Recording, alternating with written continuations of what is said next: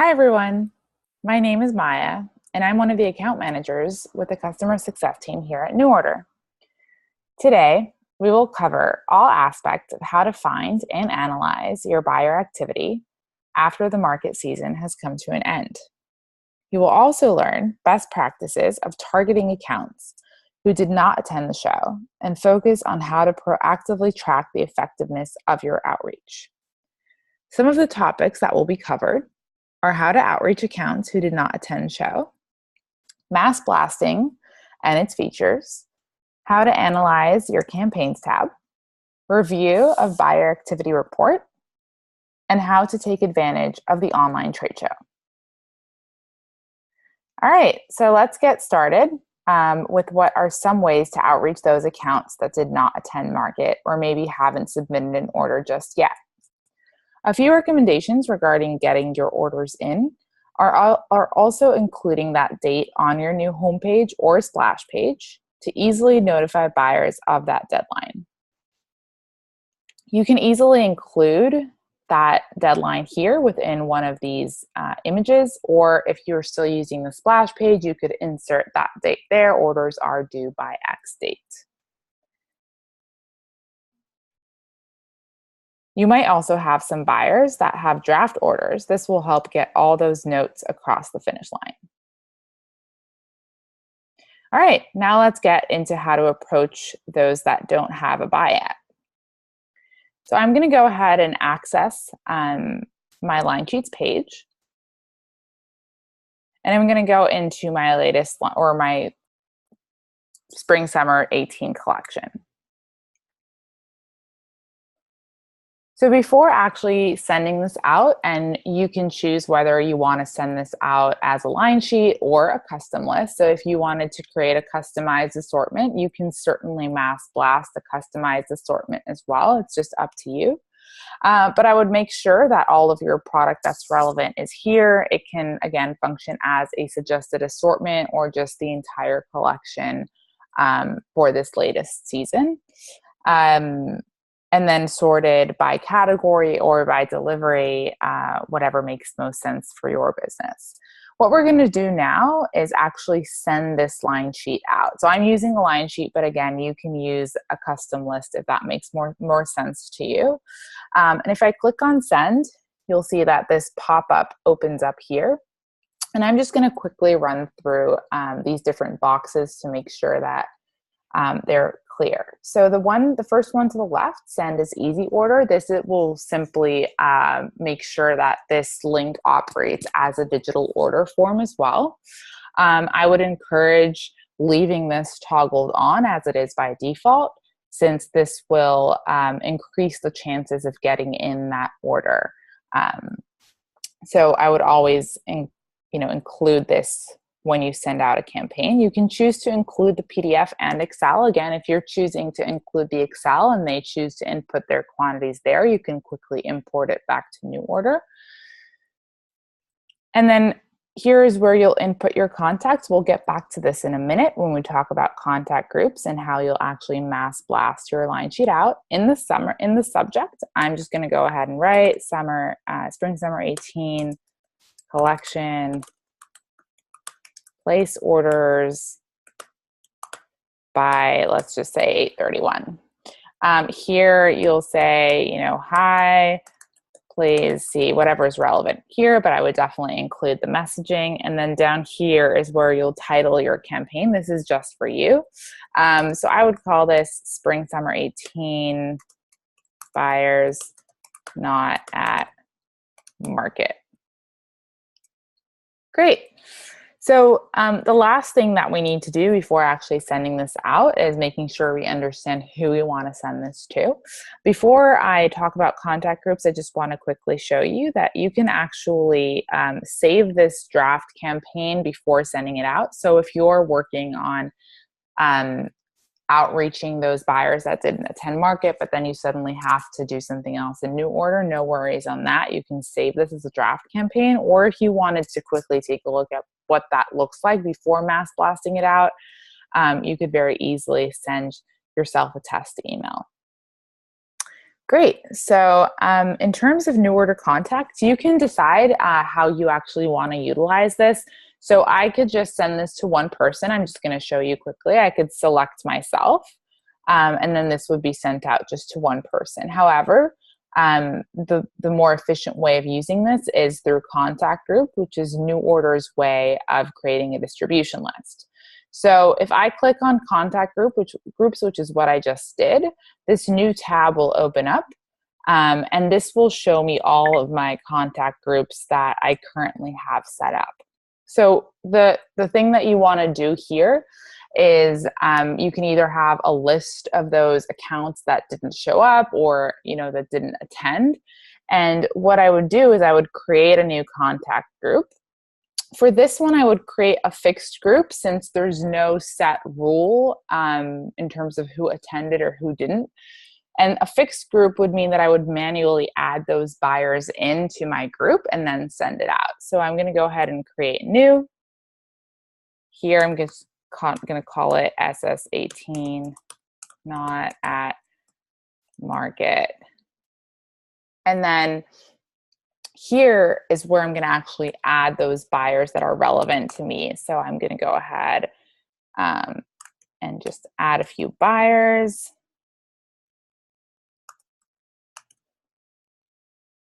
Again, you'll add this from the list that you have prepared in advance to add those buyers in here that are most relevant to you.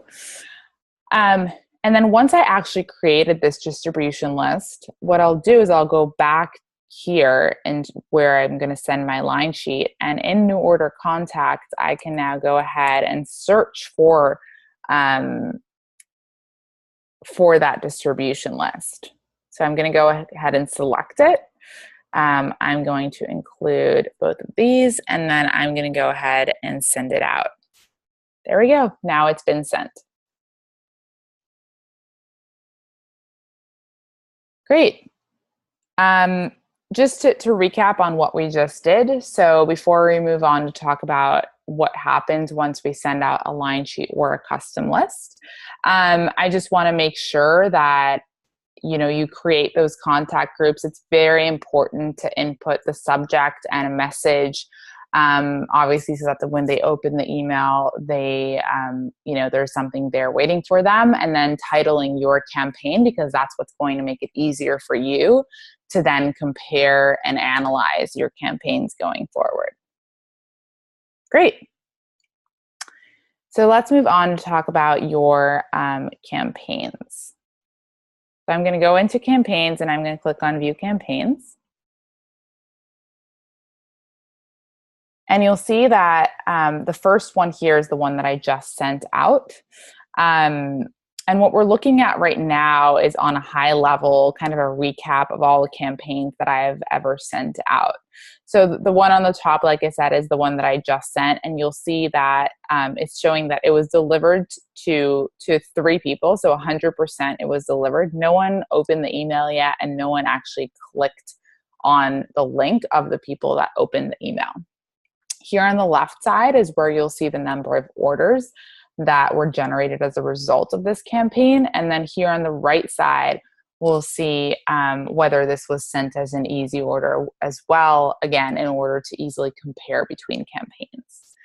So like I said, this is on a high level, but if I actually click into this campaign, I'll be able to view to the buyer level where each buyer, which status each buyer is at. So right now, all the buyers are unopened. But let's just assume you've sent this to 50 people. You'll have some that, didn't open it, some that did open it, some that clicked, and then some that actually converted. This will make it easier for you to then follow up with these buyers, whether they're, let's just say you want to follow up with the ones who maybe didn't open it. Maybe you want to subject your campaign differently for the ones who maybe clicked but didn't convert. Maybe you want to follow up with your top 20 bestsellers. So it's really there in order to give you, that knowledge and be able to address your buyers in a better way. Great. So let's move on. The next thing that we're going to talk about is how to review and analyze your buyer activity report. And for that, I'm going to go into the reporting tab. And the buyer activity report is actually within the first bucket of reports, which is in customer. And it's here actually at the very top. So it's easy to notice. The one thing you want to make sure you'll do is to set the parameters. And this is up to you, and again, specific to your business. But what I would recommend is going back to when your last season ended or when the season started, and capturing that data. So I'm just going to push this out right now to June 1st. But again, that's up to you. And I'm going to look at it up until today. Note that you have the ability to either export, that will export it into Excel by sending it to your inbox, or you could only run the report and that will open a pop-up with the new order, which is what I'm going to do right now. So I'm just going to run this report quickly to show you what will come up. So what happens here is you'll see the buyer information. So you'll have your buyer name, buyer email, company name, and then you'll have when they last logged in, when they last ordered, and then the total value of their orders. So one thing to note is the last order date will, since this is a buyer activity report, it will only reflect orders that were placed by those buyers. Meaning if a rep placed an order for a buyer, that would not be captured here. So two things I would look out for here.